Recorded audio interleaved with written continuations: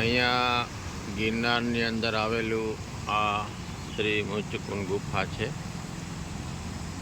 જે તમારે જવું હોય તો સામે જે દામોદર મંદિર દેખાય છે ત્યાંથી તમે જઈ શકો છો.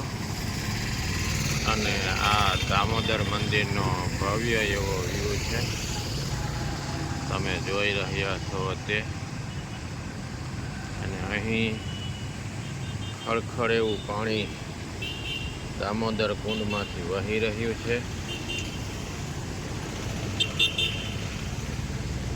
અને આ પાણી સાબલપુર પાસે નીકળે છે. જૂનાગઢનો જે સાબલપુર છે ત્યાંથી આ પાણી નીકળે છે.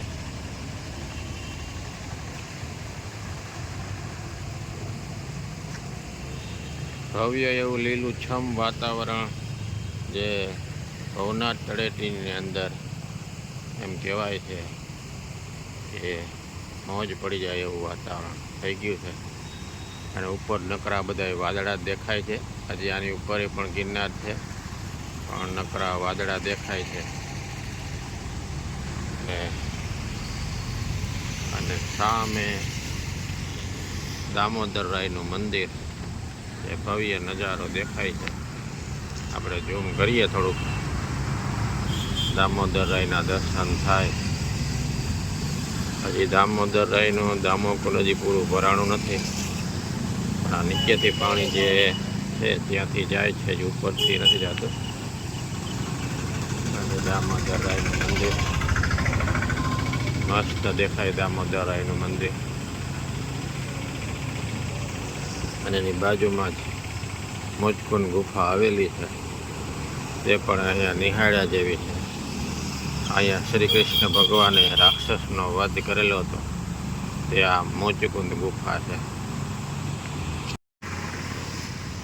અહીંયા ગિરનારની અંદર આવેલું આ શ્રી મુચકુંડ ગુફા છે.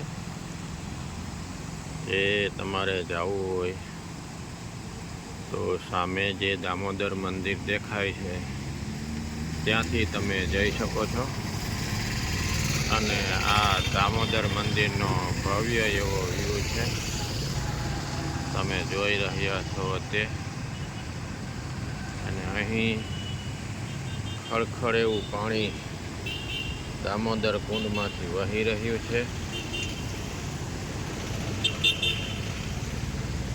અને આ પાણી સાબલપુર પાસે નીકળે છે.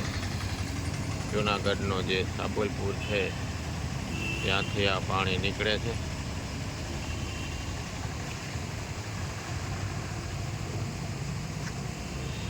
ભવ્ય એવું લીલુંછમ વાતાવરણ, જે ભવનાથ તળેટીની અંદર એમ કહેવાય છે કે મોજ પડી જાય એવું વાતાવરણ થઈ ગયું છે.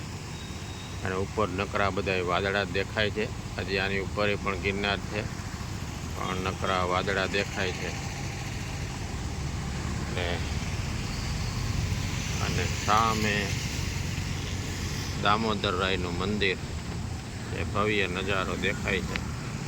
આપણે ઝૂમ કરીએ થોડુંક, દામોદર રાયના દર્શન થાય.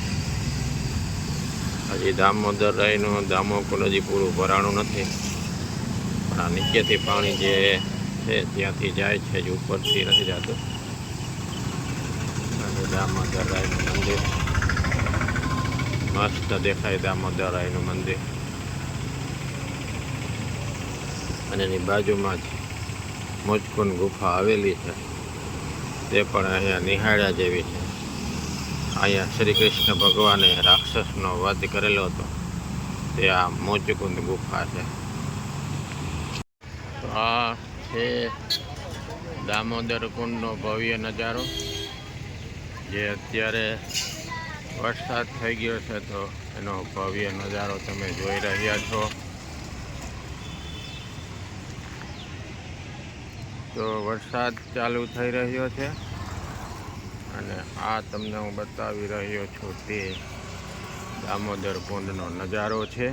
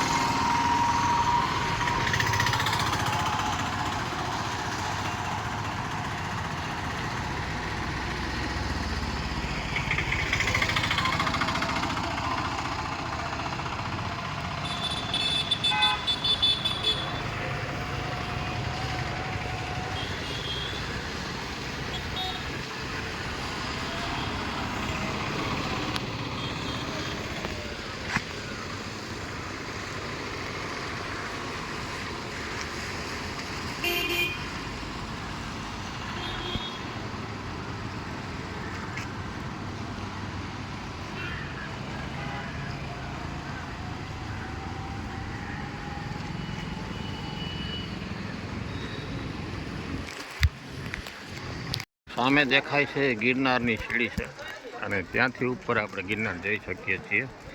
તમને સીડી નજીક લઈ જઈશ. આ છે ગિરનારની સીડી અને અહીંયા પ્લાસ્ટિક લઈ આવવાની સખ્ત મનાઈ છે.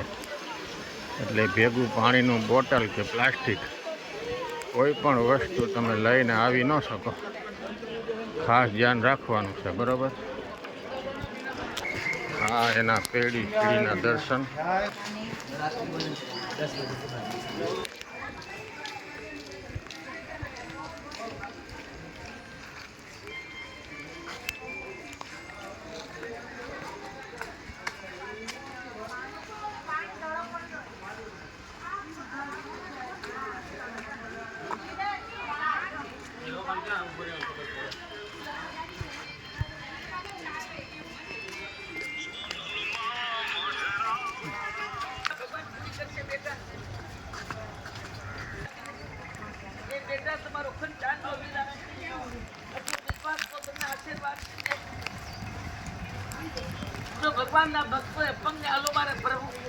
આ વરસાદની સિઝનમાં માણસો જવાવાળા ઘણા બધા છે ગિરનાર જવા.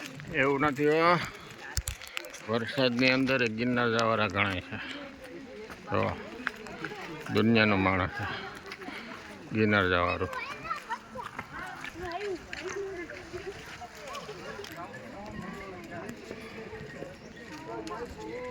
અહીંયા તમને દુકાનો જોવા મળે. બધે માણસો દુનિયાનું છે ભાઈ ગિરનાર ચડવામાં.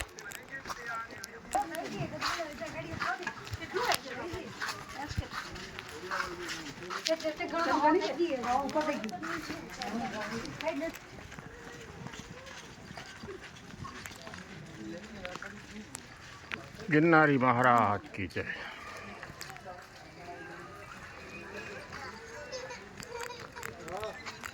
આ સામે જોઈ રહ્યા છો કે ગિરનારની સીડી છે, ત્યાંથી માણસો આવી રહ્યા છે અને આ નીચે ઉતરવાની સીડી છે.